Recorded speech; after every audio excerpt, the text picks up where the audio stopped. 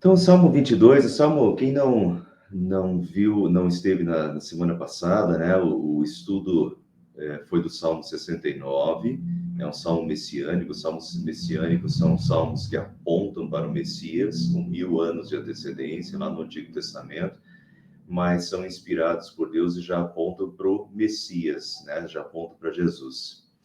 E então, quem perdeu o estudo da semana passada, eu aconselho voltar lá, né?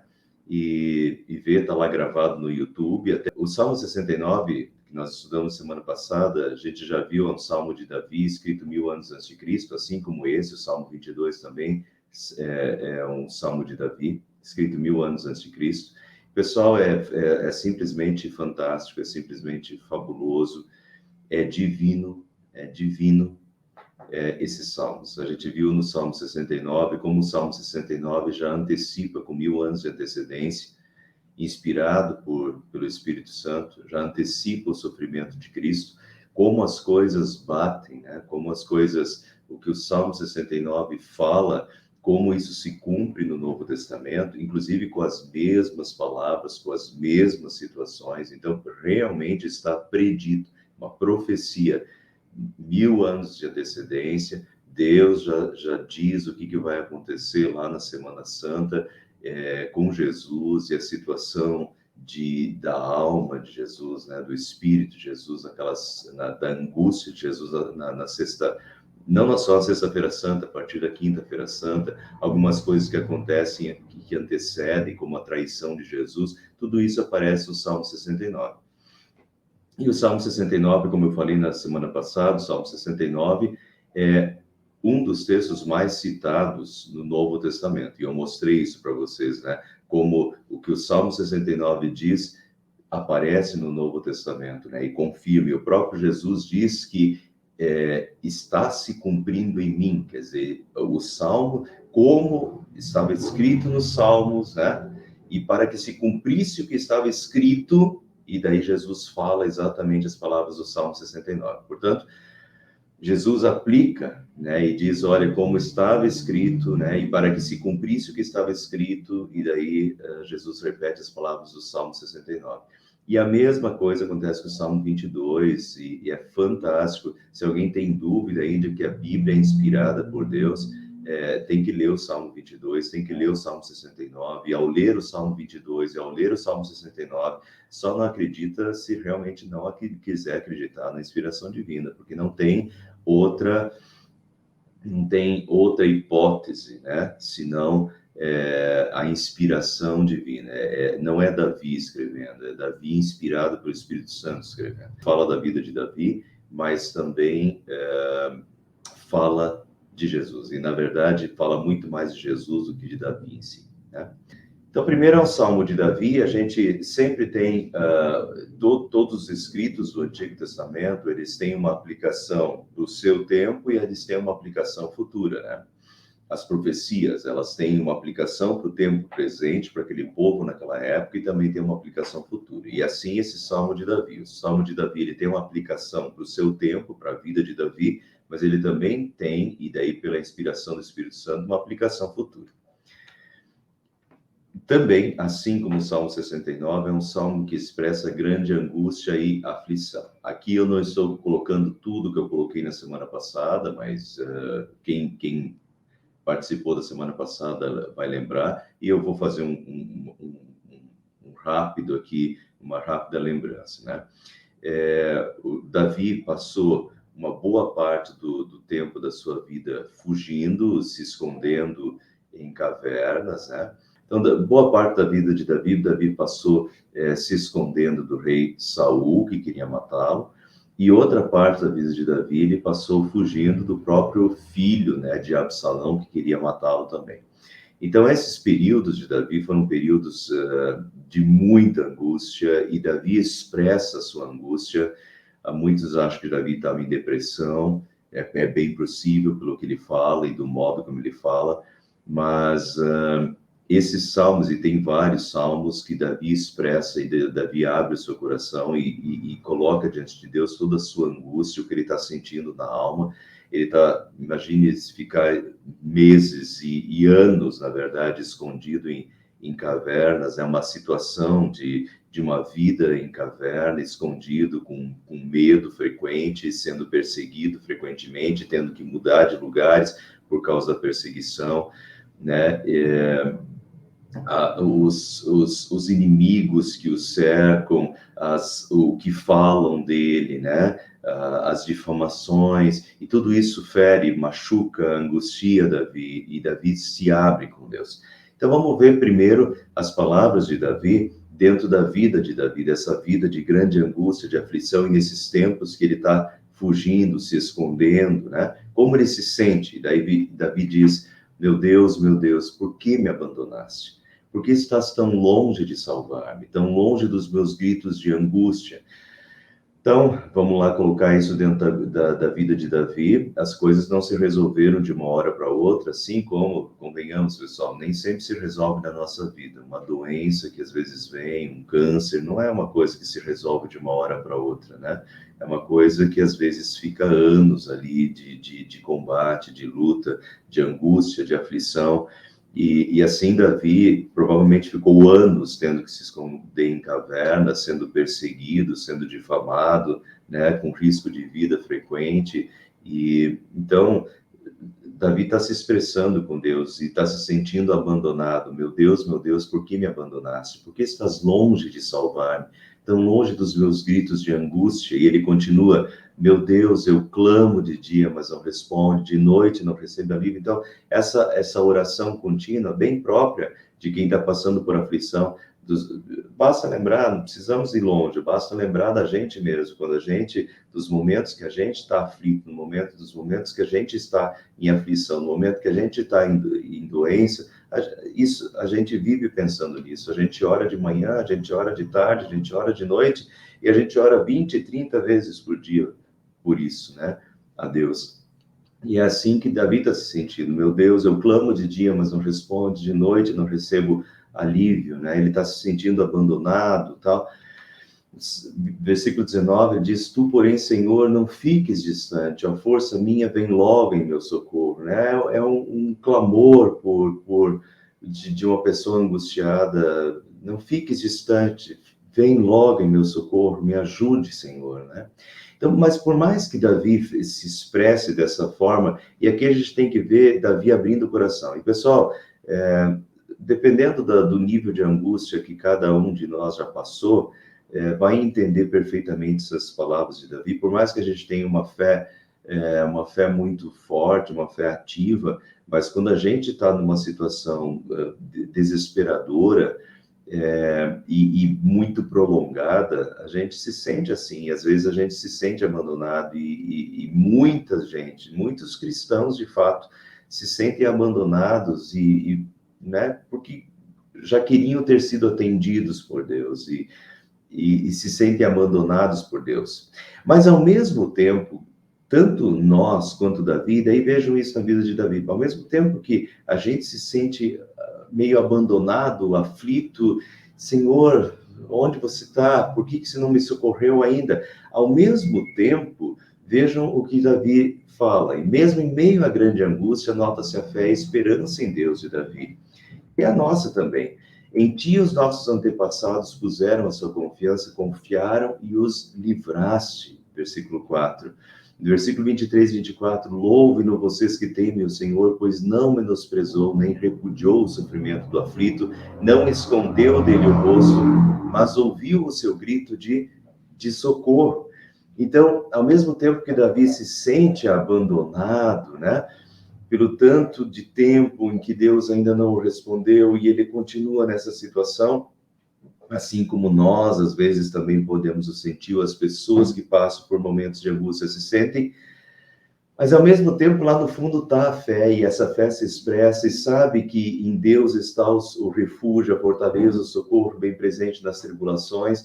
Então, ao mesmo tempo que se sente e está se expressando dessa forma para Deus: Senhor, parece que você me abandonou, mas ao mesmo tempo está lá a fé no coração, uma fé que diz: não, o Senhor não menosprezou, não repudiou o sofrimento do aflito, não escondeu dele o rosto, mas ouviu o seu grito de socorro, né? A fé está lá, e continua se agarrando em Deus, sabendo que de Deus vem o socorro, né? Em ti os nossos antepassados puseram a sua confiança, confiaram e os livraste. E o Salmo termina com louvor e gratidão pela certeza do socorro e salvação. Então, Davi termina com louvor e gratidão esse salmo. Ele começa extremamente angustiado e parece até tem 3 fases o salmo. Começa extremamente angustiado, revela o estado da sua alma, mas revela também a sua confiança em Deus e termina com louvor e gratidão a Deus. Salmo 22, 25 a 31, de ti vem o tema do meu louvor, todos os confins da terra se lembrarão e se voltarão para o Senhor, pois ele agiu poderosamente.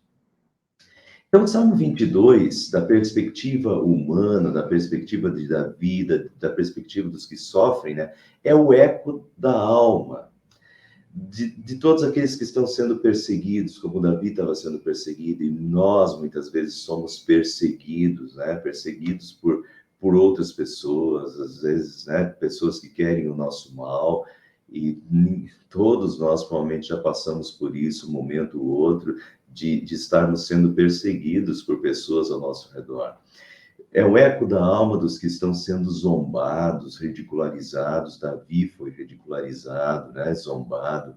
Daqueles que estão se sentindo aflitos e angustiados por um problema ou por outro, por uma doença, por um estado de alma, né, ou físico.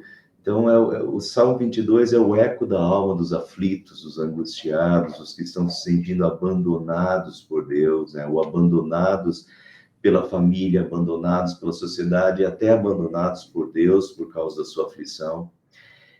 Nesse Salmo, essas pessoas encontram, e não só essas pessoas, tá? Nós, porque nós já passamos por isso e não estamos livres de passarmos amanhã por isso novamente. No Salmo 22, nós encontramos a expressão dos nossos sentimentos e também da força necessária para prosseguir. Então, o Salmo 22 é um salmo que muitas pessoas, em momentos de angústia, de aflição, se identificam com Davi, né, que estava passando por isso, se identificam com o Salmo e acham no Salmo a expressão da sua alma e também acham no Salmo, assim, um desabafar e, ao mesmo tempo, uma força, acham nele uma força necessária de apego a Deus no meio da sua angústia e da sua aflição. Muito bem, isso é da perspectiva de Davi, do que está acontecendo na vida de Davi. Mas o Salmo também, 22, também é uma magnífica profecia, né?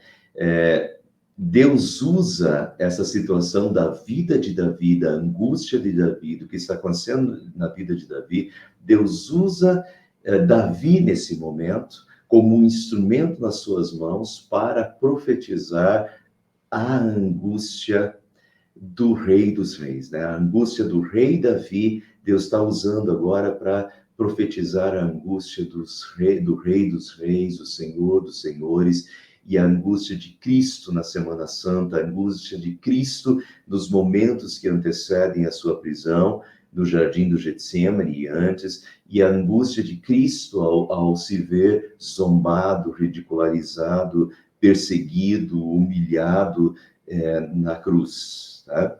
E é sensacional, é divino esse salmo aqui. Foi escrito 1000 anos antes de Cristo, profetiza com detalhes o sofrimento e a crucificação de Jesus. Tá? Esse é um dos salmos mais, assim, que a gente vê, né, as conexões do salmo com a vida de Jesus e com o sofrimento de Jesus.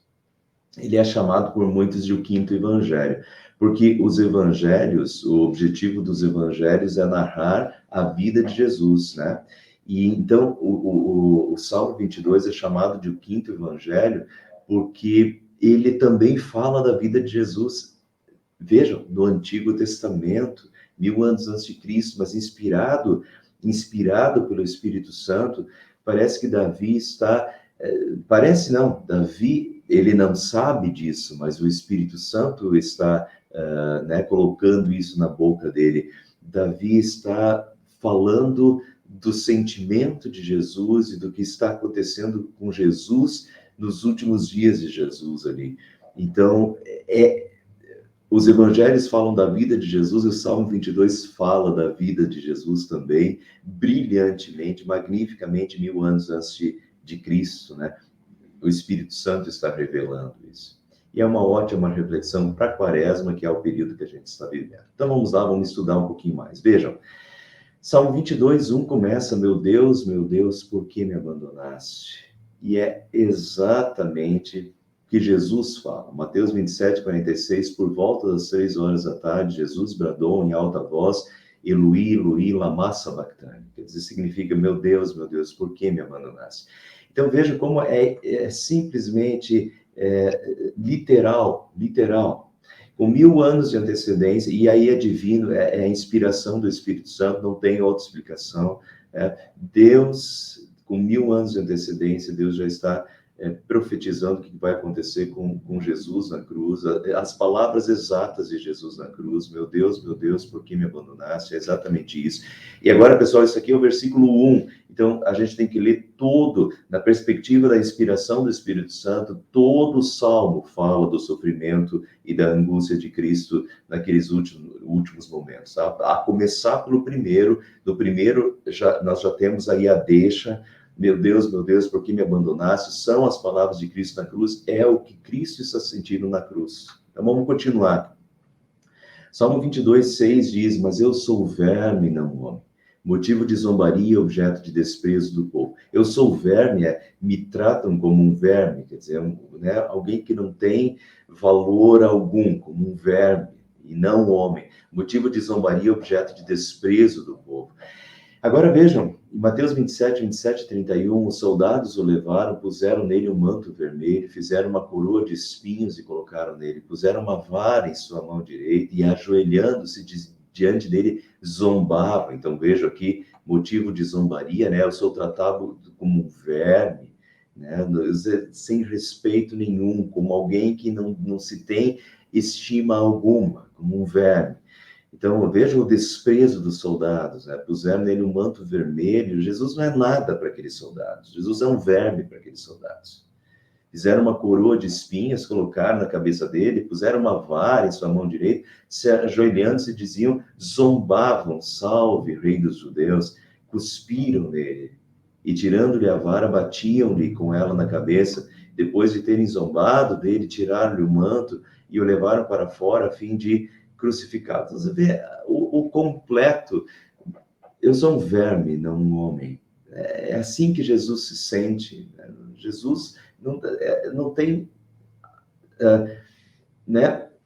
Não tem nenhuma reverência. Jesus não é absolutamente nada para aqueles soldados. Jesus não é absolutamente nada para os líderes, né, judeus, para os fariseus, para os escribas, para os saduceus. Eu sou um verme, não um homem. É assim que Jesus está se sentindo, motivo de zombaria e objeto de desprezo do povo. Jesus foi simplesmente humilhado, desprezado, zombado. Não, aqui é pelos soldados. Mas você sabe que os fariseus fazem isso na cruz depois também. A gente vai continuar vendo na continuação do nosso texto. Salmo 22, 6, dá um objeto de desprezo do povo. Lucas 23, 18, Pilatos pede: quem eu vou soltar? Ele solta-nos Barrabás. Quer dizer, solte o criminoso, mas não solte Jesus. Um desprezo total por Jesus. Solta-nos Barrabás. E o que eu vou fazer com Jesus? Crucifica-o. Jesus não é nada. Jesus é o verme, né? Objeto de desprezo do povo. Salmo 22, 7. Caçoam de mim todos os que me veem, balançando a cabeça, lançam insultos contra mim.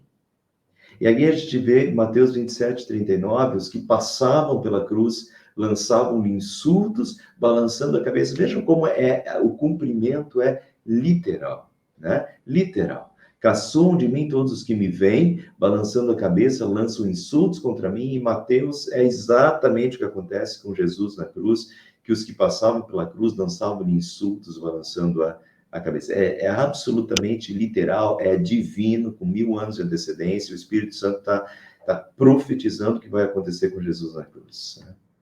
Salmo 22, 8, recorra ao Senhor, que o Senhor o liberte, que ele o livre, já que ele quer bem. E em Mateus 27:40, a gente vê que foi exatamente o que os líderes falaram aos pés da cruz de Jesus.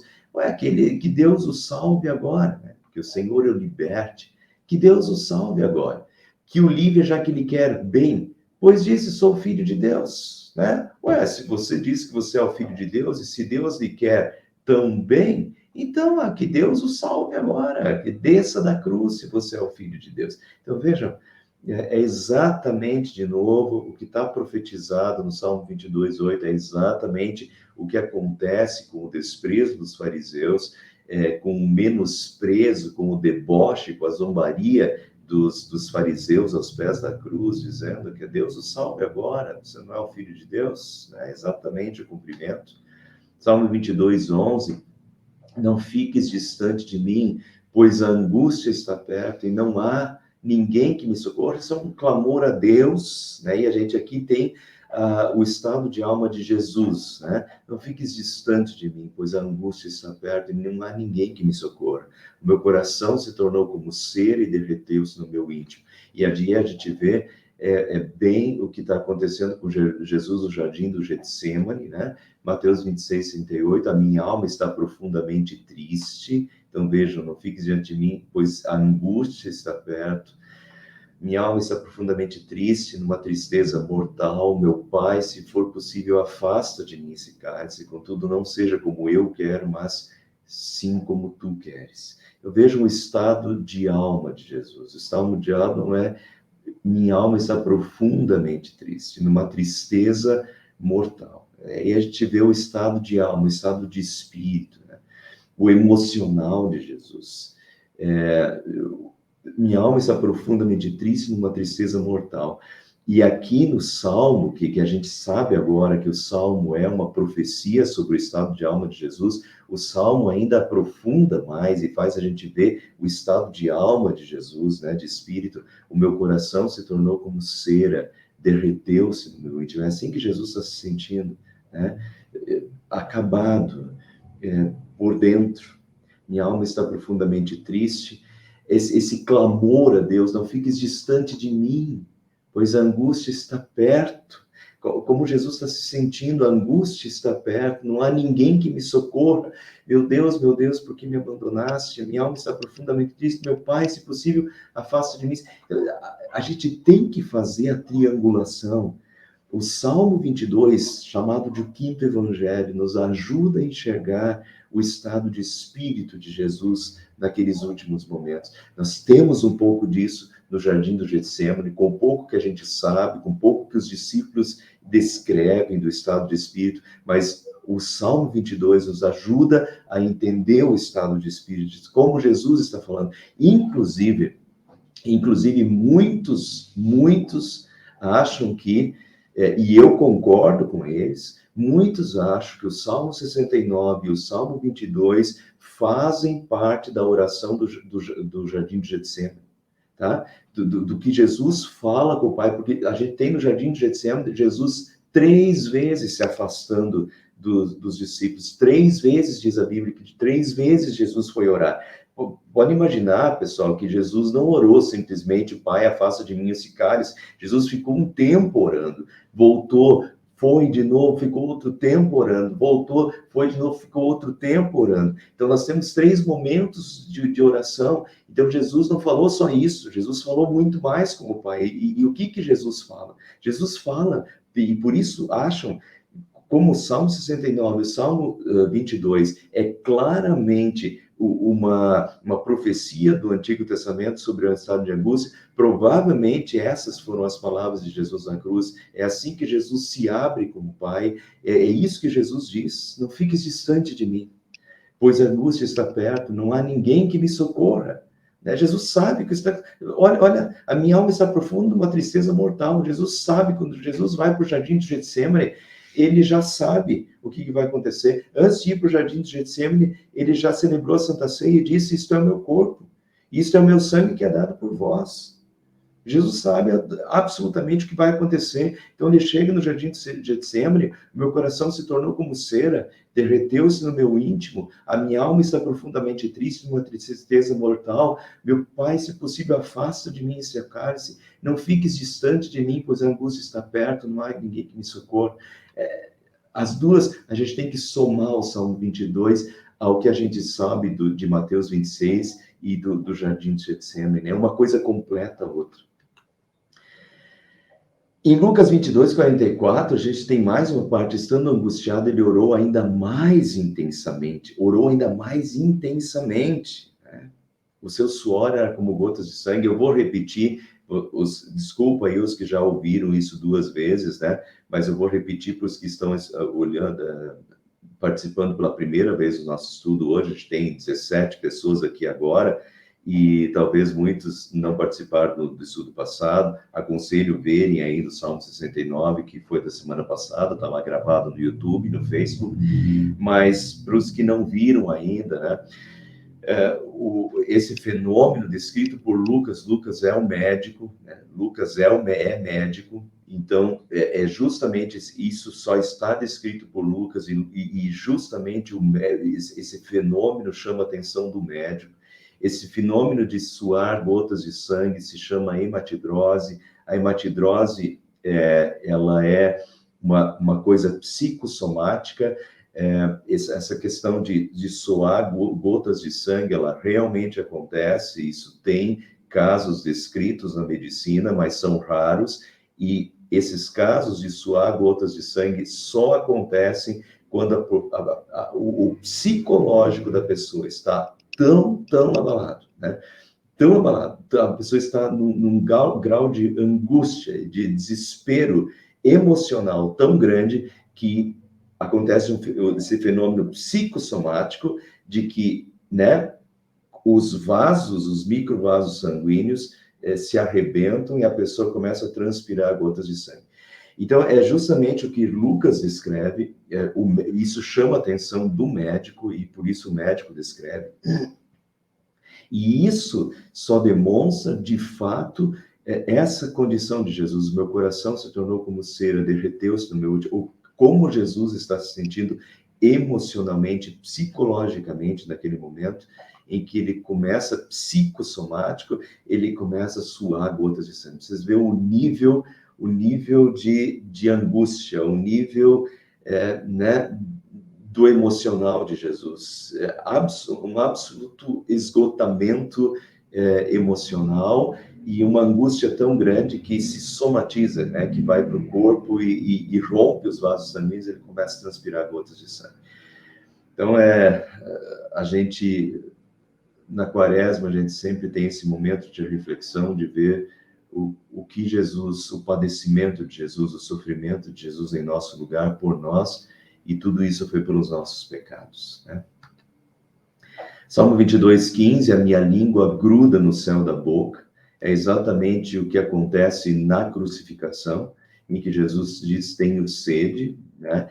E isso é, de novo, o fenômeno ali que está acontecendo para os crucificados, né?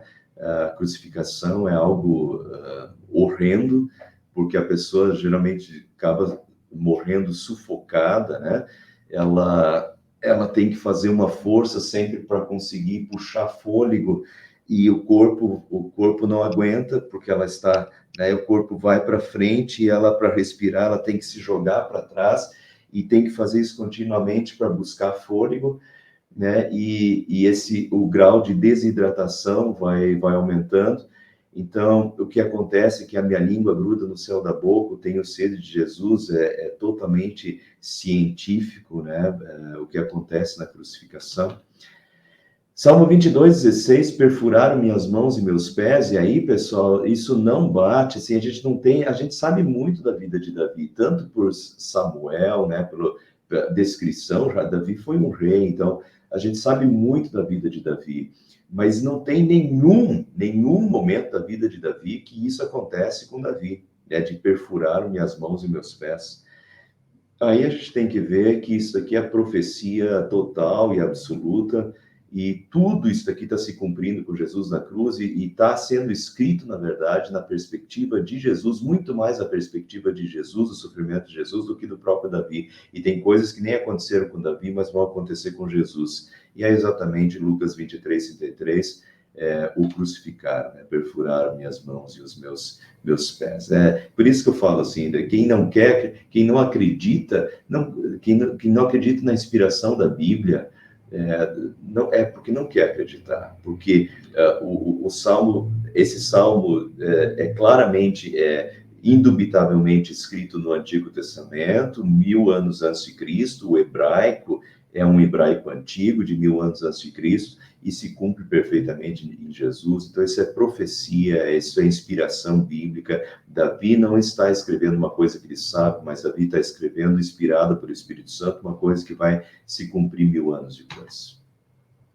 Salmo 22:18, dividiram as minhas roupas entre si e lançaram sortes pelas minhas vestes. É exatamente o que acontece de novo na crucificação, dividindo as roupas dele, os soldados no pé da cruz, né? Dividindo as roupas, tiraram sortes para ver com que cada um iria ficar. É cumprimento literal. Bom, então eu vou ler para vocês do versículo 1 até o versículo 20, e eu quero que vocês pensem agora, imaginem esse salmo como a oração de Jesus na cruz. Quando a gente sabe que esse salmo é inspirado pelo Espírito Santo, e eu mostrei para vocês de como as coisas estão se cumprindo literalmente no Novo Testamento e na vida de Jesus, eu quero que vocês pensem agora e nessas palavras aqui, como as palavras, o sentimento de Jesus, o que Jesus está sentindo daquela forma, o que o Espírito Santo está nos revelando é o estado de alma de Jesus naqueles últimos momentos. Coisa que a gente não tem, às vezes, no Novo Testamento, porque isso é uma coisa que estava passando no interior de Jesus. Então, quem sabe o interior de Jesus? O Espírito Santo. Então, o Espírito Santo está nos revelando aqui, é o quinto evangelho, o que está acontecendo na vida de Jesus e no estado de alma de Jesus naqueles momentos. Meu Deus, por que me abandonaste? Por que estás tão longe de salvar-me, tão longe dos meus gritos de angústia? Meu Deus, eu clamo de dia, mas não respondes, de noite não recebo alívio. Tu, porém, és o santo, és rei, és o louvor de Israel. Em ti os nossos antepassados puseram a sua confiança, confiaram e os livraste. Clamaram a ti e foram libertos, em ti confiaram e não se decepcionaram. Mas eu sou verbo e não homem, motivo de zombaria e objeto de desprezo do povo. Caçoam de mim todos os que me veem, balançando a cabeça, lançam insultos contra mim, dizendo: recorra ao Senhor, que o Senhor o liberte, que ele o livre, já que ele quer bem. Contudo, tu mesmo me tiraste do ventre, deste-me segurança junto ao seio de minha mãe. Desde que nasci fui entregue a ti, desde o ventre materno és o meu Deus. Não fiques distante de mim, pois a angústia está perto e não há ninguém que me socorra. Muitos touros me cercam, sim, rodeiam meus poderosos de Bazã. Como leão voraz, rugindo, escancaram a boca contra mim. Como água me derramei, e todos os meus ossos estão desconjuntados. Meu coração se tornou como cera, derreteu-se no meu íntimo. Meu vigor secou-se como um caco de barro, e a minha língua gruda no céu da boca. Deixaste-me no pó, à beira da morte. Cães me rodearam, um bando de homens maus me cercou. Perfuraram minhas mãos e os meus pés. Posso contar todos os meus ossos, eles me encaram com desprezo. Dividiram as minhas roupas entre si e lançaram sortes pelas minhas vestes. Tu, porém, Senhor, não fiques distante. Ó força minha, vem logo em meu socorro. Livra-me da espada, livra a minha vida do ataque dos cães. Salva-me da boca dos leões e dos chifres dos bois selvagens. E tu me respondeste. Então, pessoal, o que eu mostrei para vocês são coisas que se cumprem literalmente lá, mas muitas coisas são de novo o sentimento de Davi. E eu poderia pegar, eu não tenho tempo, né, para explicar tudo para vocês, mas tem todos os versículos aqui, quando Jesus diz assim, como muitos touros me cercam, rodeiam-me os poderosos. Aliás, quem eram os poderosos? Né? Os fariseus, os saduceus, o próprio Império Romano, que os soldados, então, os poderosos rodeiam, e Jesus então, se sente, os touros me cercam, como leão voraz rugindo, escancaram a boca contra a minha boca. O modo como os fariseus e os saduceus levam Jesus e se argumentam contra Jesus, abrem a boca vorazmente, né, para condenar Jesus, até diante de Pilatos, crucificam antes o julgamento injusto, abrindo a boca vorazmente para achar algo de que condenar Jesus, e assim vai, né?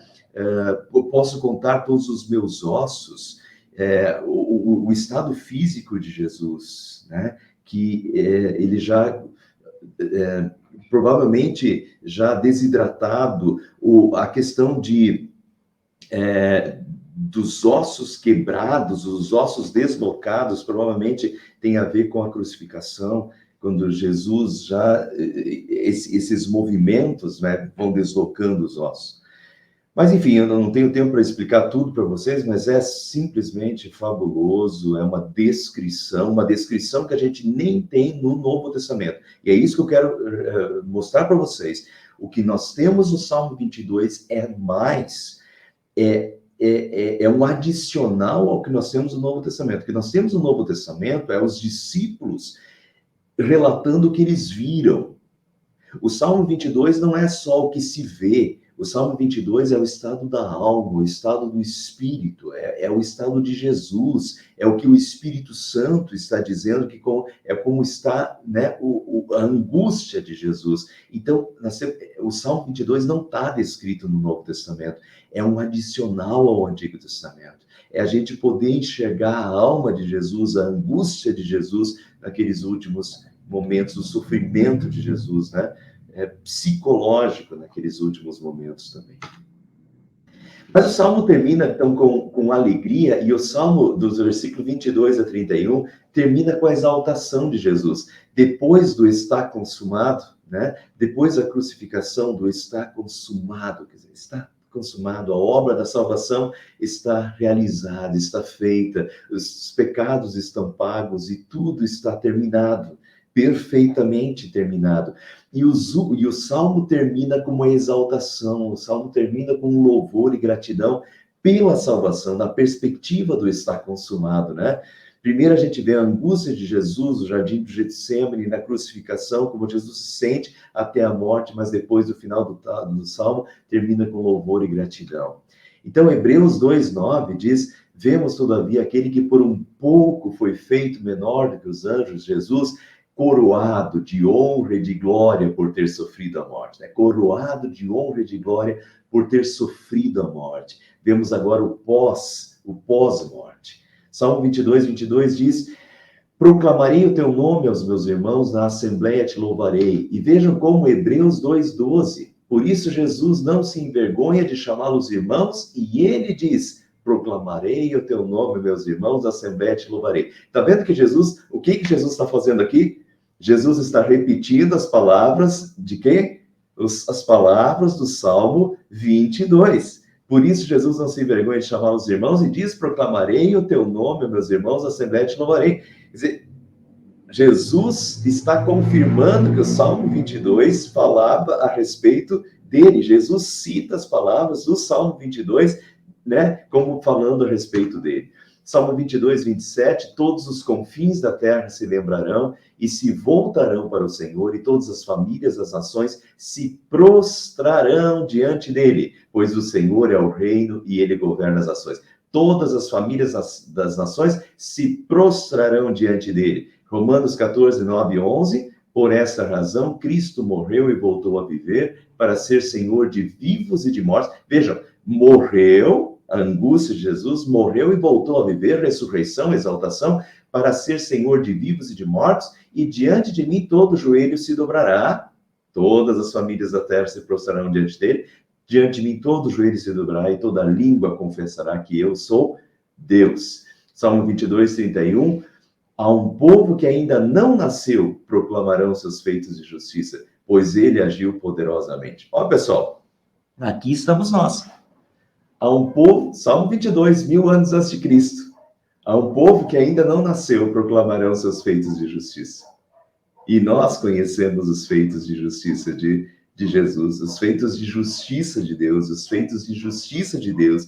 E nós proclamamos esses feitos de justiça, pois ele agiu poderosamente e salvadoramente.